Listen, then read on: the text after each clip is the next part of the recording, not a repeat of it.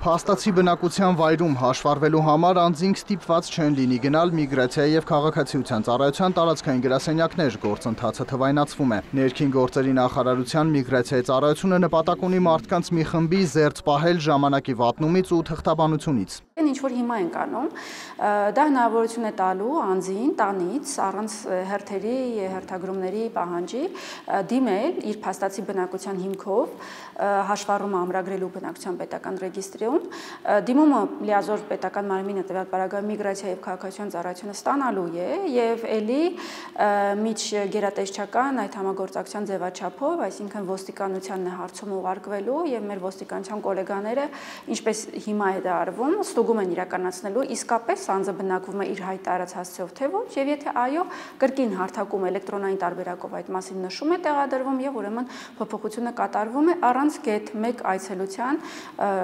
քաղաքացու կողմից դեպի միգրացիա և քաղաքացիության ծառայության գրասենյակ։ Ընդ որում փաստացի բնակության վայրում հաշվառվելու գործընթացն այս պահին միակն է, որը պահանջում է մոտենալ հենց տարածքային գրասենյակ։ Նելի Դավթյանը մանրամասնում է, այս պահին թվայնացվում է միայն փաստացի բնակության վայրում հաշվառվելը, մշտական հաշվառումը դեռ կշարունակի գործել նույն սկզբունքով, այցով։ Փաստացի բնակության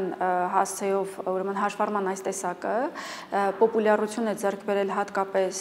23 թվականի ուրեմն Լեռնային Ղարաբաղի բռնի տեղահանության հետևանքով, քանի որ հասցեին փոխկապակցված հանրային ծառայությունների մատուցում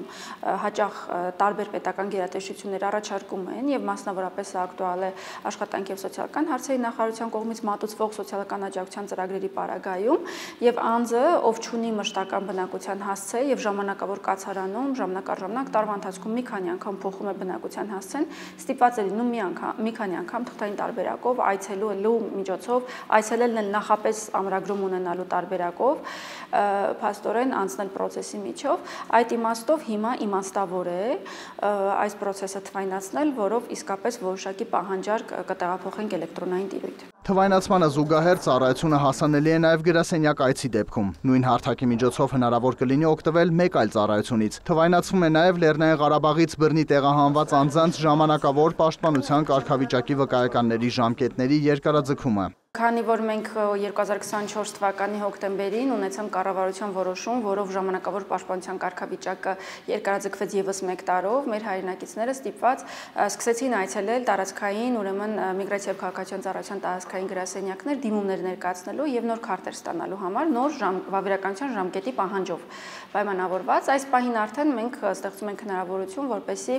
էլեկտրոնային տարբերակով կարողանանք ժամկետը երկարաձգել եւ մյուս անգամ, երբ որ ընթացիկ տարում նորից կառավարության որոշում կունենանք ժամկետը երկարաձգելու հետ կապված, այլևս որևէ անձ դրանով պայմանավորված ստիպված չի լինի մոտենալ տեղում թղթային դիմում ներկայացնել եւ ուրեմն նոր ֆիզիկապես նոր քարտ ստանալ։ Այս տարի փոխանակված քարտերի թիվը հասնում է 70,000-ի, շարունակում է Նելի Դավթյանը։ Այս քարտերը փախստականներին պետք է սահմանը հատելու համար։ Հարթակն արդեն պատրաստ է, նշում է ծառայության պետը։ Իրավական ակտերի ընդունման պարագայում անմիջապես կգործարկվի։ Հարթակից հեշտ օգտվելու համար էլ ուղեցույցեր կմշակեն։ Պարտադիր է լինելու սակայն խիստ նույնականացումը ID քարտի կամ բջջային նույնականացման միջոցով։ Մուտք է գործում համակարգ, այնուհետև ընտրում է ծառայություններ, ծառայությունների ցանկից ընտրում է դիմումի տեսակը, օրինակ ժամանակավոր պաշտպանության վկայականի դիմում,